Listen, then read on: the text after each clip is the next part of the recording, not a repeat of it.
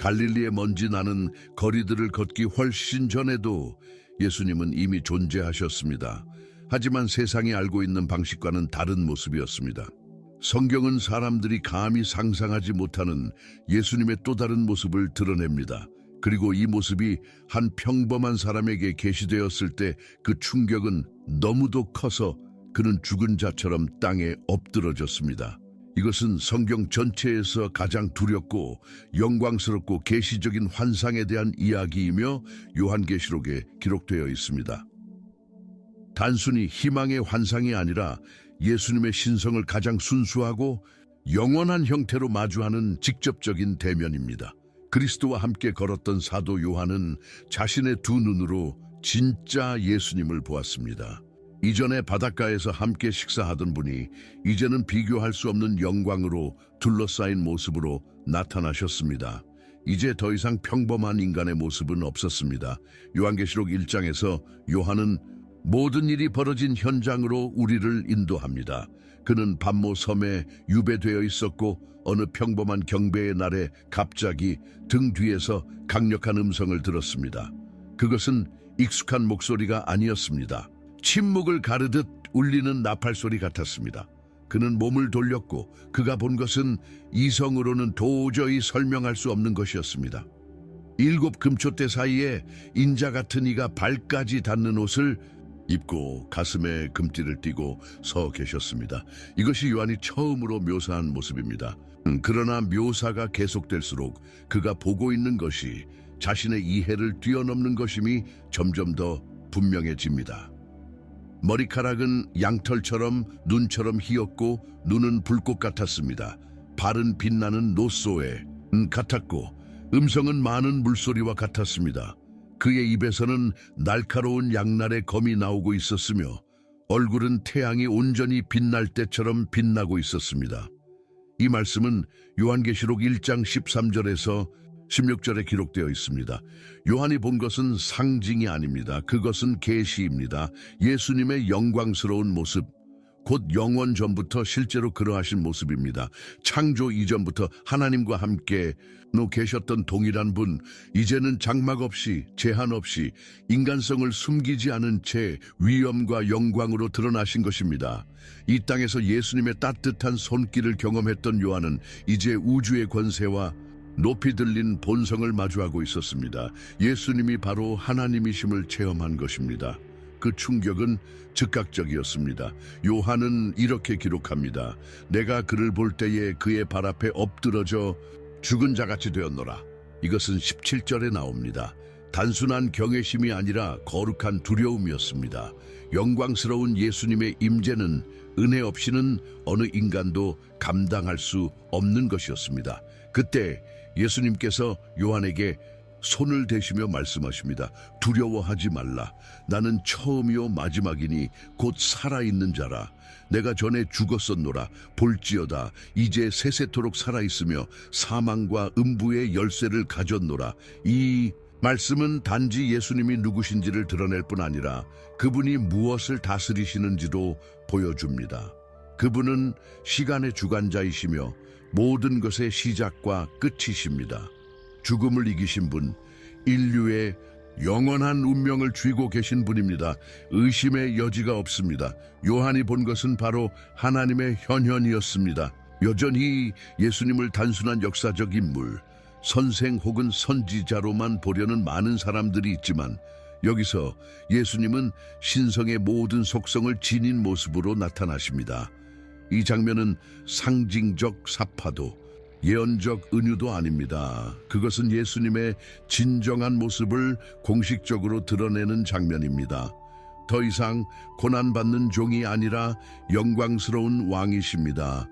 어둠 속에서 빛나는 빛이요 중보하시는 대제사장이며 통치하시는 재판장이십니다. 요한이 이 환상을 본 것은 단지 미래를 목격한 것이 아니라 항상 존재해왔던 영적 현실로 옮겨진 것이었습니다. 수세기 동안 인간의 눈에 숨겨져 있던 것이 이제 드러났습니다.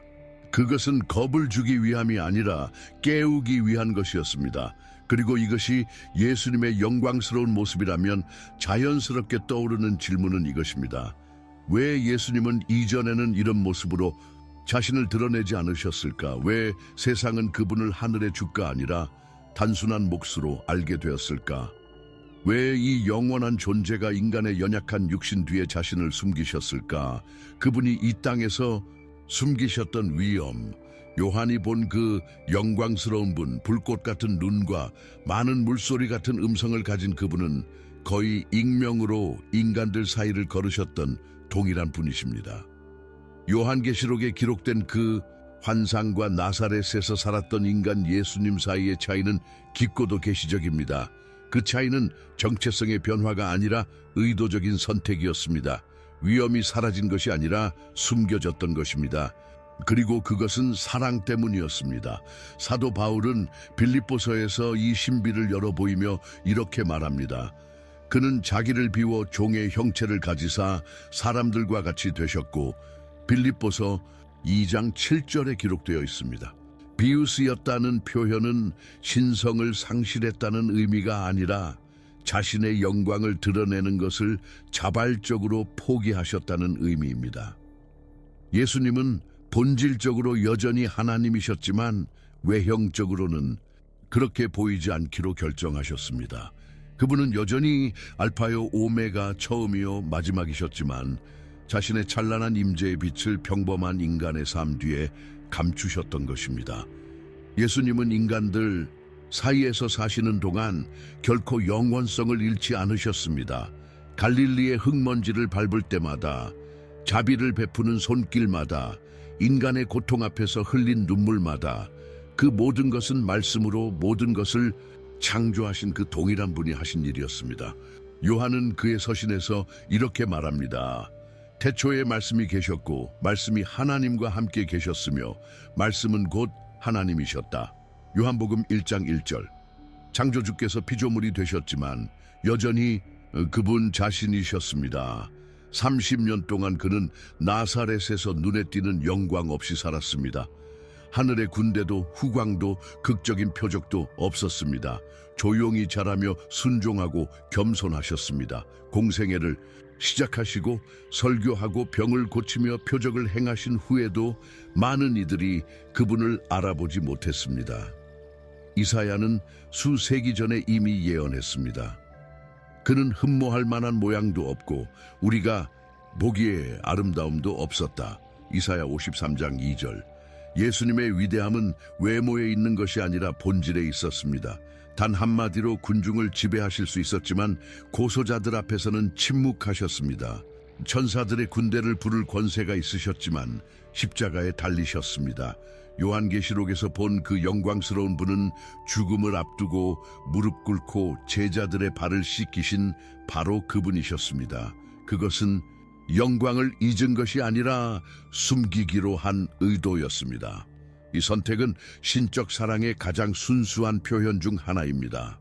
자신의 위엄을 숨김으로써 예수님은 상처 입은 자들에게 다가가실 수 있었고 부정한 자들을 만지실 수 있었으며 죄인들과 함께 앉으실 수 있었습니다. 만약 그분이 불과 영광에 쌓인 가시적 왕으로 오셨다면 누가 감히 그분께 다가갈 수 있었겠습니까? 그러나 종으로 오셨기에 그분은 우리에게 가까워지셨고 심지어 우리와 동일시 되셨습니다. 우리의 고통에 눈물 흘리시고 우리의 굶주림을 느끼시고 우리의 연약함을 겪으셨습니다. 그분은 단순히 인류를 방문하신 것이 아니라 인류를 몸소 지고 가셨습니다.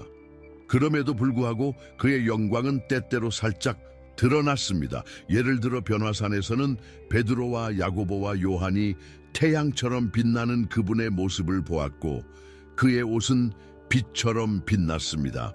마태복음 17장. 그것은 베일 너머에 무엇이 있는지를 엿보게 한 순간이었습니다. 하지만 그것은 단지 잠깐이었고 본래의 원칙은 숨김이었습니다. 영광은 그분의 사명이 완수될 때까지 가려져 있었습니다. 예수님은 공생애 내내 인간의 영예를 요구하지 않으셨습니다. 오히려 자신이 섬기기 위해 오셨다고 하셨습니다. 그분이 베푼 가장 큰 섬김은 바로 많은 사람을 위해 자신의 생명을 내어주신 것입니다. 채찍에 맞고 붙잡혀 십자가에 못 박히신 예수님은 요한이 본 전고의 태양처럼 얼굴이 빛나는 바로 그분이셨습니다. 이것이 그 희생을 더욱 경이롭게 만듭니다. 십자가는 한 사람의 끝이 아니라 하나님이 자발적으로 자신을 낮추신 것이었습니다. 그렇다면 왜 예수님은 그렇게 하셨을까요? 오직 우리에게 내려오셔야만 우리를 들어올리실 수 있었기 때문입니다. 오직 종의 형체를 입으셔야만 우리를 죄의 종살이에서 해방시키실 수 있었기 때문입니다. 오직 자신의 위엄을 숨기셔야만 우리에게 진정한 사랑을 보여주실 수 있었기 때문입니다. 예수님의 자발적인 비움은 손실이 아니라 헌신이었습니다. 영적인 눈으로 이 행동을 바라볼 때 우리는 하나님의 영광이 세상이 기대하지 않는 방식으로 나타난다는 것을 깨닫게 됩니다. 왜냐하면 모든 권능 중 가장 위대한 권능은 침묵 가운데 한 사람의 단순한 모습 속에서 드러났기 때문입니다. 그 사람은 바로 영원의 왕이셨습니다. 그 비밀을 드러낸 기도, 배신과 체포, 십자가형을 앞두고 예수님은 제자들과 함께 친밀한 장소로 물러가셨습니다. 그리고 그 밤의 침묵 속에서 하늘을 우러러보며 오늘날까지도 성경에서 가장 깊은 구절들 속에 거룩한 메아리로 남아있는 기도를 드리셨습니다. 요한복음 17장에서 우리는 단지 이별의 말을 넘어 세대를 초월한 신비의 계시를 발견하게 됩니다. 인류 역사의 시작보다 앞서 존재했던 어떤 것이 처음으로 완전한 명확함으로 드러났습니다. 그것은 오직 예수님만이 선포하실 수 있는 진실이었습니다. 아버지여, 때가 이르렀사오니 아들을 영화롭게 하사 아들로 아버지를 영화롭게 하게 하옵소서. 이 기도는 요한복음 17장 처음 구절에서 시작됩니다. 그러나 곧이어 예수님은 모든 것을 바꾸는 말씀을 더하십니다. 창세 전에 내가 아버지와 함께 가졌던 영화로 지금도 아버지와 함께 나를 영화롭게 하옵소서. 이 말씀은 상징이 아닙니다. 직설적이고 분명한 선언입니다. 이는 영원한 선제 엑센자이의 고백입니다. 예수님은 세상이 창조되기 전부터 아버지와 함께 하나님의 영광을 누리셨음을 공개적으로 선포하신 것입니다. 예수님의 기도는 단순한 간청이 아닙니다. 그것은 정체성의 선언입니다. 그분은 고난에 대한 보상으로 영광을 받고 싶다고 말씀하신 것이 아닙니다. 오히려 영원한 권리로 자신에게 속한 본래의 자리로 돌아가게 해달라고 요청하신 것입니다. 내가 아버지와 함께 가졌던 영광이라는 표현을 통해 예수님은 우리에게 자신의 영원한 과거에 대한 문을 열어주십니다. 그것은 아직 받아야 할 미래의 영광이 아니라 세상이 시작되기 전에 이미 존재했던 영광이며 이 땅에서의 사명을 감당하는 동안 일시적으로 가려졌던 것입니다. 이 기도를 더욱 놀랍게 만드는 것은 예수님께서 성부와 성자 사이의 관계를 드러내는 방식입니다. 친밀함과 완전한 하나됨의 언어는 이 영광이 따로 떨어진 것이 아니라 삼위일체의 충만함 안에서 나누어진 것임을 분명히 합니다. 예수님은 창조된 존재가 아닙니다. 그분은 함께 영원하신 분이며 동등하신 분입니다. 하나님 아버지와 언제나 함께 계셨던 하나님의 아들이십니다.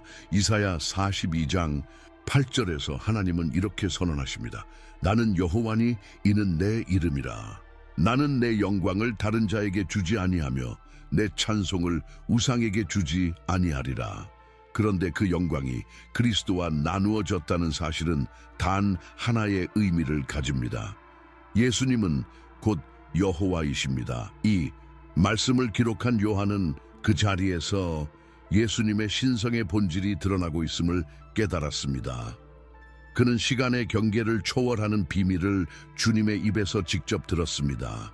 이 기도는 영원을 향한 문입니다.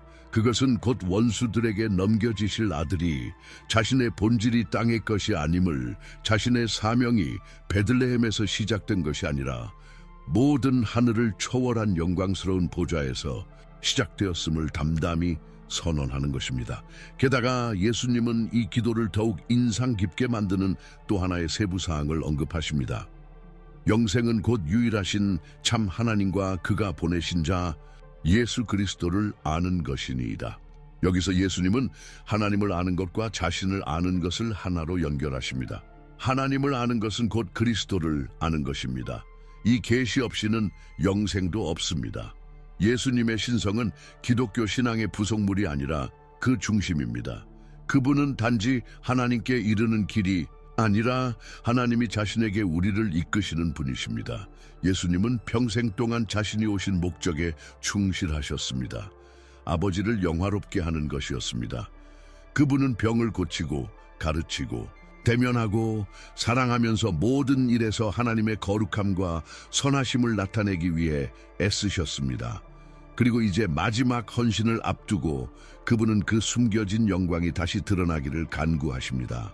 그것은 이기적인 바람이 아니라 영원한 구속 계획의 완성이었습니다. 그분은 인정을 얻고자 영광을 구하신 것이 아니라 아버지의 영광이 자신의 안에서 완전히 드러남을 아는 아들로서 기도하신 것입니다.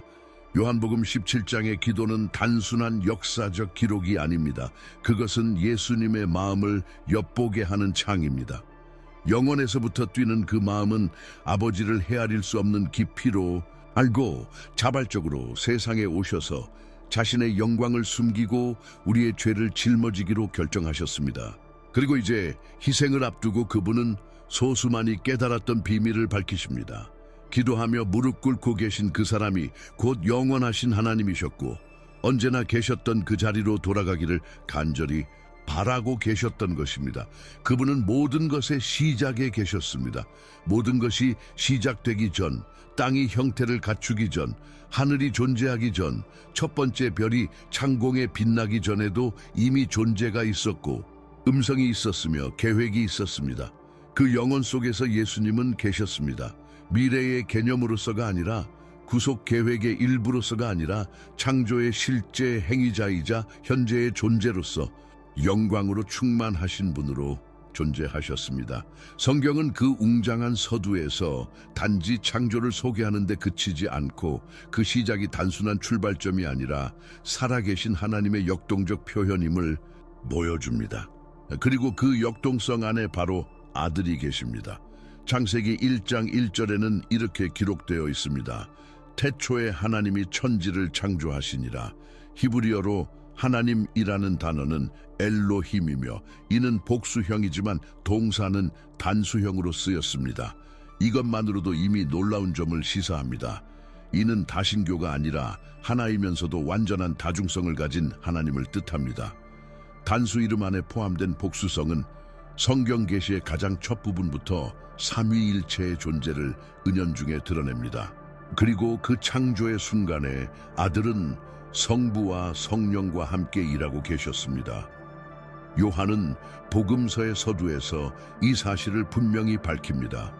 태초에 말씀이 계셨고 말씀이 하나님과 함께 계셨으며 말씀은 곧 하나님이셨다. 그가 태초에 하나님과 함께 계셨고 만물이 그로 말미암아 지은 바 되었으니 지은 것이 하나도 그가 없이는 된 것이 없느니라. 요한복음 1장 1절부터 3절. 이 말씀의 주인공은 곧 그리스도입니다. 요한은 신학적으로 대담하게 선언합니다. 존재하는 모든 것은 그를 통해 이루어졌고 예수님은 단순한 목격자가 아니라 창조의 주체이셨다는 것입니다. 세상은 그분의 말씀으로 형성되었고 그분의 능력으로 유지됩니다. 사도 바울도 골로사에서에서 이와 동일한 진리를 전합니다. 만물이 그에게서 창조되되 하늘에 있는 것들과 땅에 있는 것들, 보이는 것들과 보이지 않는 것들, 만물이 그로 말미암고 그를 위하여 창조되었고. 골로사에서 1장 16절. 이는 우주의 모든 차원이 영적인 것이든 물질적인 것이든 예수님의 직접적인 창조 사역을 통해 존재하게 되었다는 의미입니다. 그분은 모든 것보다 앞서 계셨고 그 안에 모든 것이 유지된다고 다음 절은 말합니다. 이 진리는 우리가 성육신을 이해하는 방식을 완전히 바꿔줍니다. 천으로 감싸여 구유에 누워있던 아기 예수는 각 별들을 제자리에 두셨던 그분과 동일한 분이십니다. 우물가에서 물을 달라고 하셨던 그분은 바다와 땅을 나누셨던 그분과 동일합니다. 나사로의 죽음 앞에서 눈물 흘리셨던 그분은 생명을 창조하신 분이십니다.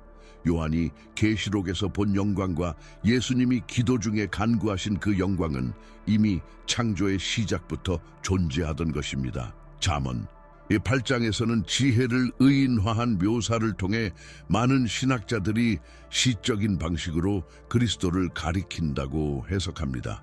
22절부터 30절까지는 이렇게 말합니다.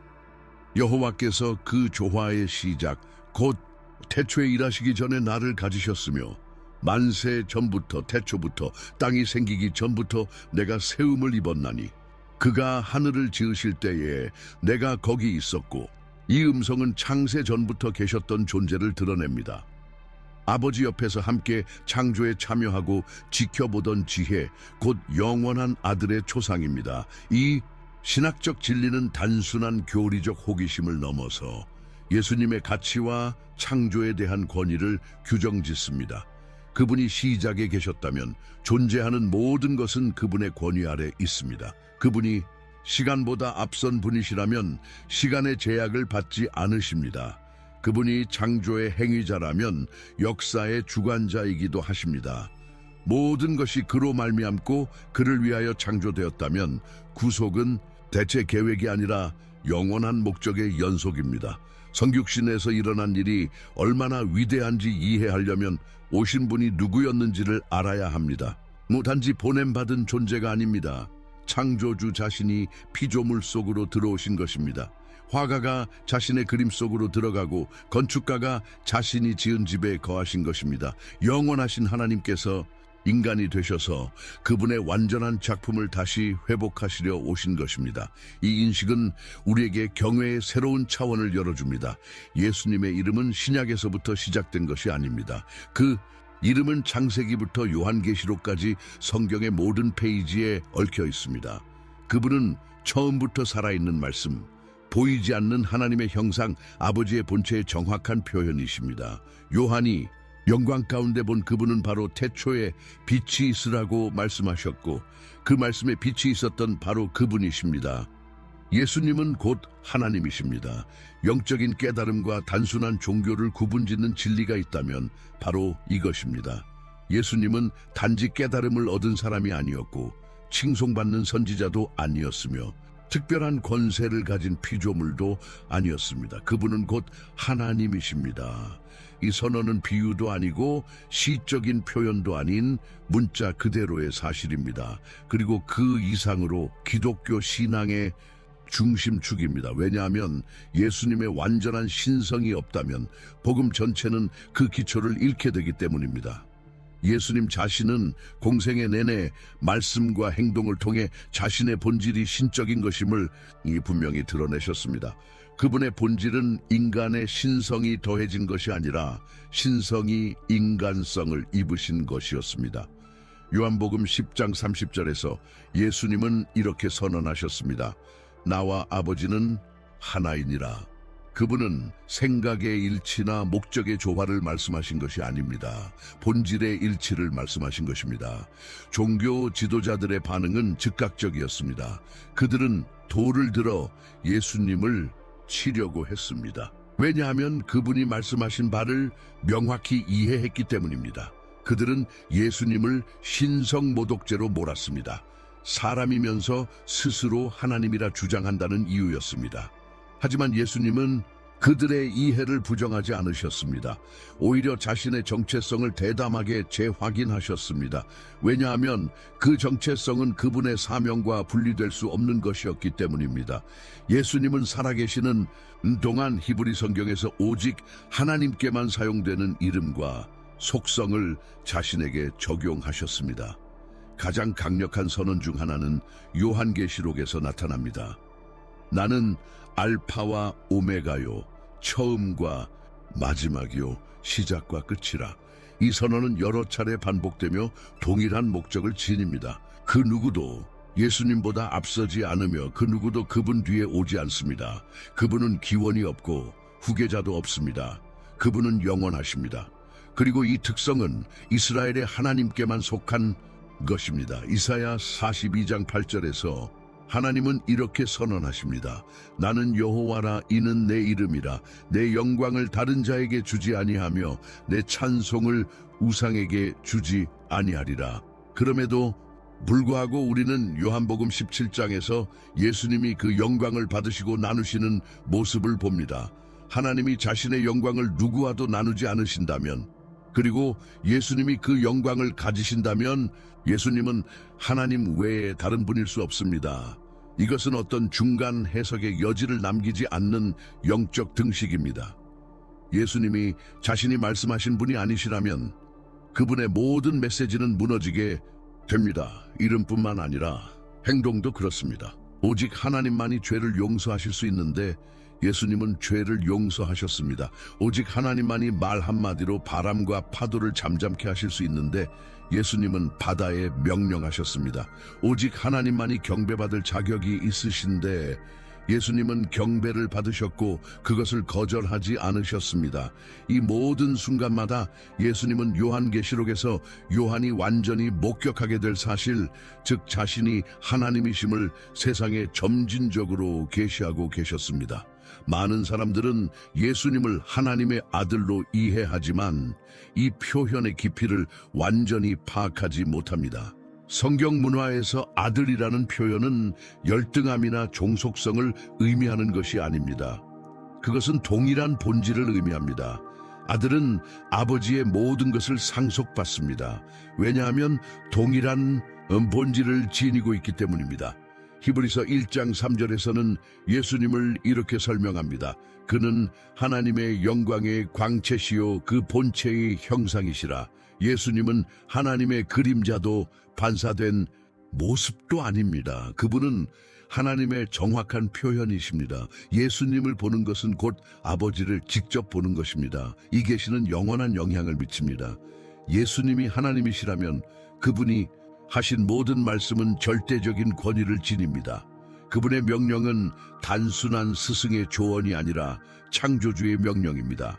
그분의 약속은 인간적인 희망이 아니라 신성한 선언입니다. 그분의 죽음은 순교자의 죽음이 아니라 하나님 자신이 드린 희생입니다. 그분의 부활은 단발적인 기적이 아니라 생명의 주께서 죽음을 이기신 승리입니다. 예수님의 신성은 기독교 신앙의 주변 요소가 아닙니다. 그것이 중심입니다. 요한은 복음서를 기록한 목적을 이렇게 밝힙니다. 오직 이것을 기록함은 너희로 예수께서 하나님의 아들 그리스도이심을 믿게 하려 함이요 또 너희로 믿고 그 이름을 힘입어 생명을 얻게 하려 함이라. 요한복음 20장 31절, 예수님을 믿는다는 것은 그분이 하나님이심을 믿는 것입니다. 그것은 하늘과 땅을 창조하신 분이 우리 가운데 거하시며 낯선 이가 아닌 임마누엘, 곧 우리와 함께 하시는 하나님이셨다는 것을 인정하는 것입니다. 이 이해는 성경 계시 전체의 전환점입니다. 우리는 전설 속 인물이나 영적 개혁자를 마주하는 것이 아닙니다. 우리는 스스로 있는 자, 과거에도 계셨고 미래에도 오실 그분, 말씀으로 우주를 붙드시는 그분, 정의와 은혜로 다스리시는 그분을 마주하고 있는 것입니다. 요한이 영광 가운데 본 그분은 과거의 스승이 아니라 영원히 살아계시는 하나님이셨습니다. 천사보다 크신 영광. 계속하기 전에 이 내용이 당신의 삶에 은혜가 되었다면 좋아요를 눌러주시고 댓글과 공유를 부탁드립니다. 댓글에 남기는 여러분의 아멘 한마디가 더 많은 사람에게 이 메시지가 전해지게 하는데 큰 힘이 됩니다. 채널을 구독해 주시고 가능하다면 슈퍼땡스를 통해 후원해 주시거나 회원이 되어 주시면 우리가 더 깊이 연구하고 발전하여 더 많은 삶의 은혜를 전할 수 있습니다. 계속해서 요한이 반모섬에서 본 환상은 성경에 기록된 그 어떤 천상 존재들과도 비교할 수 없는 것이었습니다. 성경은 천사들과 살아있는 존재들의 인상적인 모습을 여러 번 보여주지만 촛대 사이를 거니시던 분 앞에서 요한이 본 그 현현은 전혀 다른 차원의 것이었습니다.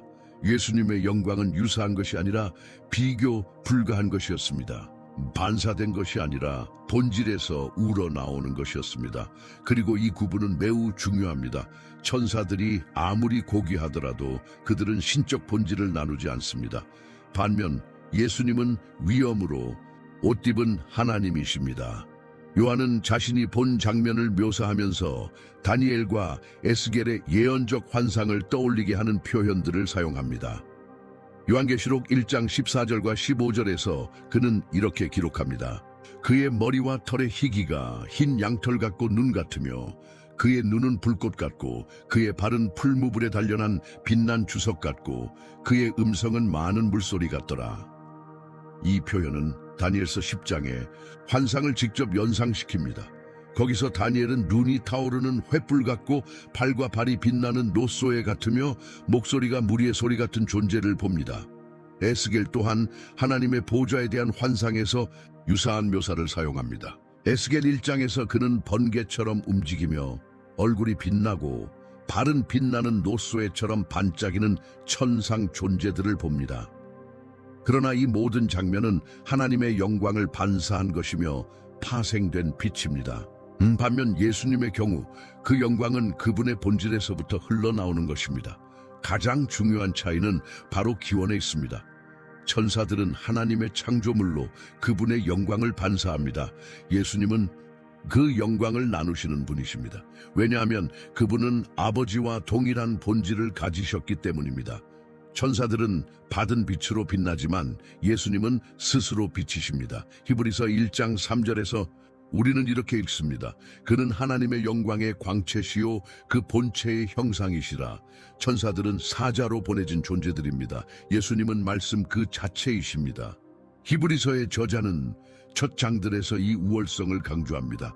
처음부터 그는 하나님이 어느 천사에게도 너는 내 아들이라 내가 오늘 너를 낳았다 하신 적이 없으며 라고 말씀하신 적이 없다고 기록합니다. 그리고 또 어느 천사에게 내가 네 원수로 네 발등상이 되게 하기까지 내 우편에 앉아 있으라 하셨느냐라고 묻습니다. 히브리서 1장 5절과 13절. 이 구절들은 예수님이 천사들과 혼동될 여지를 완전히 없애면서 그분의 본질을 더욱 분명히 드러냅니다. 외형이나 칭호를 넘어서 더 결정적인 증거는 바로 예배입니다. 요한계시록 5장에서 모든 하늘의 존재들이 어린 양 앞에 엎드려 이렇게 외칩니다. 두루마리를 가지시고 그 인봉을 떼기에 합당하시도다. 주께서 죽임을 당하사 각 족속과 방언과 백성과 나라 가운데서 사람들을 피로 사서 하나님께 드리셨도다. 이 장면은 계시록 전체에서 매우 결정적인 순간입니다.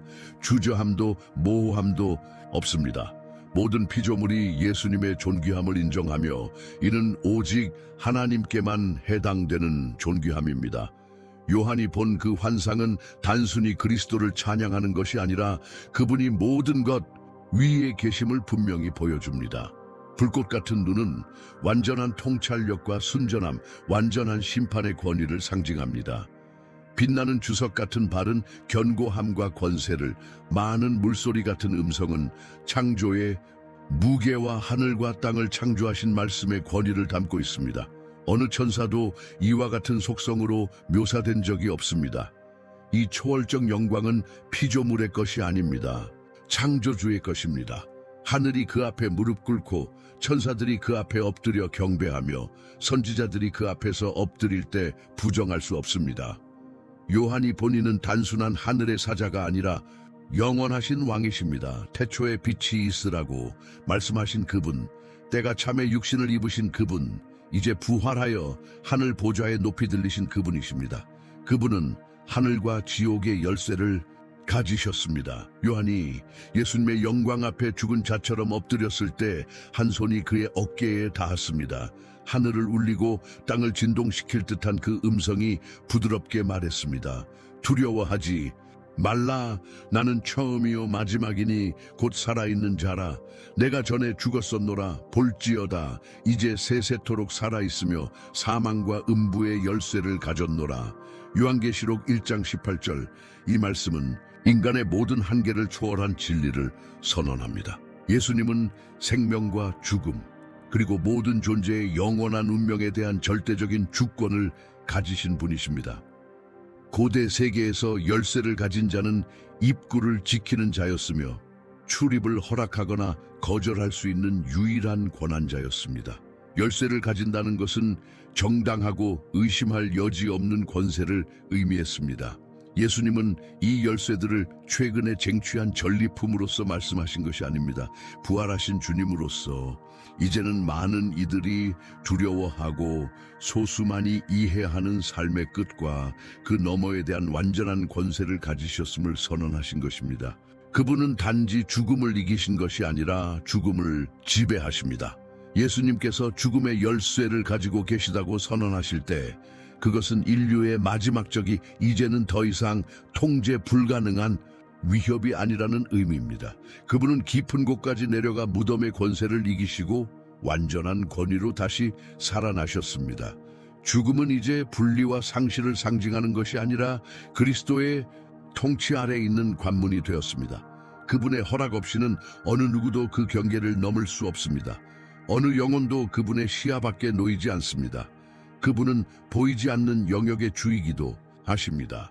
그리고 하데스의 열쇠를 가지고 계시다는 말씀을 통해 예수님은 죽은 자들의 장소를 다스리고 계심을 드러내십니다. 성경에서 하데스라는 단어는 죽음 이후의 중간 상태 영혼들이 머무는 보이지 않는 장소를 의미합니다. 이제 그곳은 더 이상 두려움의 영역이 아니라 하나님의 아들의 통치 아래에 있는 장소입니다. 어떤 존재도 아무리 악하더라도 이 권세를 주장할 수 없습니다.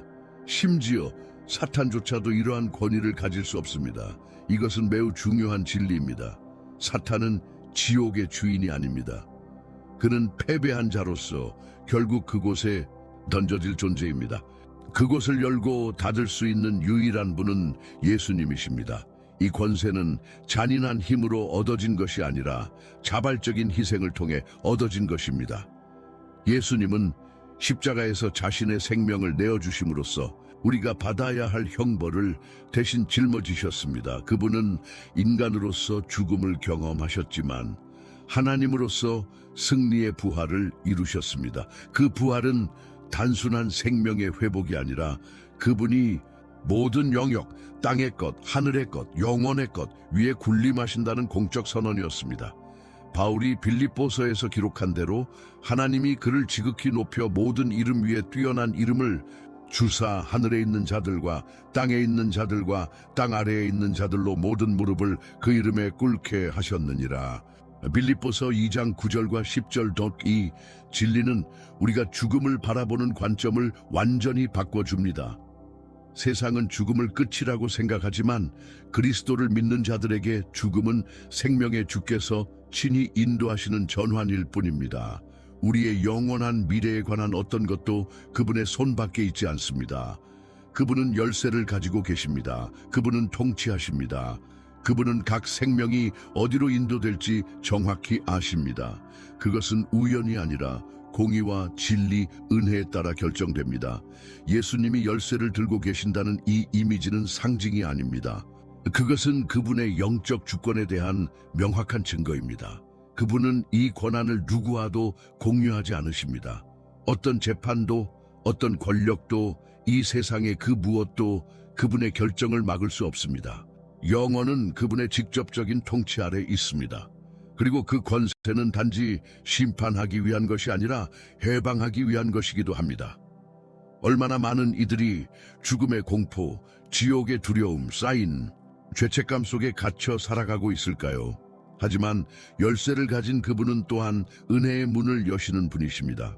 요한은 이 그리스도를 보았습니다. 영광을 입은 주님뿐 아니라 주권자 되신 주님을 보았습니다. 그분의 음성을 듣고 그분의 손길을 느끼며 그는 자신이 누구 앞에 있는지를 즉시 깨달았습니다. 그는 단순한 존재가 아닌 모든 운명 위의 마지막 말씀을 가지신 분 앞에 있었습니다. 멀리 떨어진 재판관이 아닌 승리하신 어린 양, 잃은 자를 찾는 목자, 지금도 영원히 다스리시는 왕이셨습니다.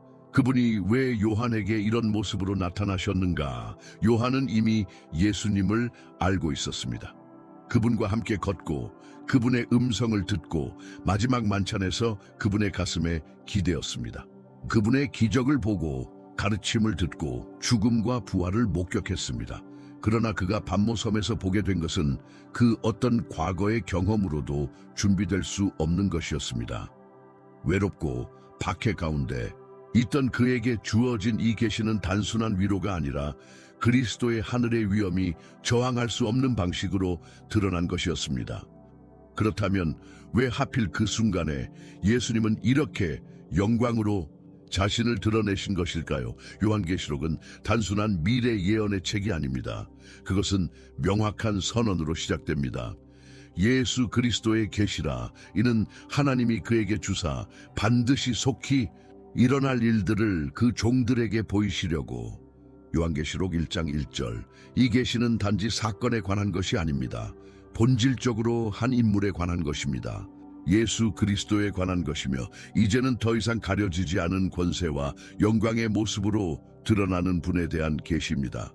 이 계시는 과거의 영광을 기억하게 하려는 것이 아니라 현재와 미래를 향한 긴급한 부르심으로서 요한에게 주어진 것이었습니다. 그 당시에 요한은 유배 중이었습니다. 교회는 박해를 당하고 있었고 많은 그리스도인들이 믿음 때문에 목숨을 잃고 있었습니다. 로마 제국은 무적처럼 보였고 그리스도의 추종자들은 연약하고 주변부로 밀려난 소수에 불과했습니다. 이러한 공포와 억압의 한가운데에서 예수님은 요한에게 고난받는 종이나 겸손한 선생의 모습으로 나타나지 않으셨습니다. 그분은 왕으로, 심판자로, 역사의 절대 주권자로 나타나셨습니다. 그 의도는 명확했습니다. 교회에 보여주기 위해서였습니다. 모든 것이 통제불능처럼 보일 때에도 그분은 여전히 보좌에 앉아 계십니다. 그리고 그 보좌에는 과거의 인간으로 걸었던 바로 그분이 앉아 계십니다. 이 찬란한 계시는 그 시대의 혼란에 대한 직접적인 응답이었습니다. 예수님은 7 촛대 사이를 거니시는 분으로 나타나십니다. 그것은 곧 교회 사이를 거니신다는 의미입니다. 그리고 그분은 이렇게 선언하시는 듯합니다. 나는 너희와 함께 있다. 요한계시록 1장 13절. 그분은 멀리 떨어진 지도자도 단순한 기억 속 존재도 아닙니다. 살아계신 하나님이시며 자기 백성 한가운데에 계신 분이십니다. 환상의 모든 세부 묘사는 권세를 말합니다. 불꽃 같은 눈은 그분이 모든 것을 보신다는 뜻입니다. 입에서 나오는 검은 그분의 말씀의 절대적인 권위를 드러냅니다. 오른손에 별을 들고 계신 것은 교회의 지도자들이 그분의 손안에 있다는 것을 보여줍니다. 많은 물소리 같은 음성은 누구도 침묵시킬 수 없는 권세의 상징입니다. 이 계시는 요한뿐 아니라 그 시대 전체에게 필요한 계시였습니다. 황제들은 금으로 된 옷을 입고 경배를 요구하며 철권 통치로 군림했습니다.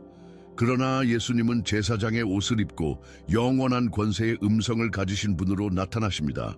힘으로 억압하려는 것이 아니라 최종 권세가 자신에게 있음을 선포하시기 위함입니다. 그분은 세상의 보좌를 빼앗을 필요가 없습니다.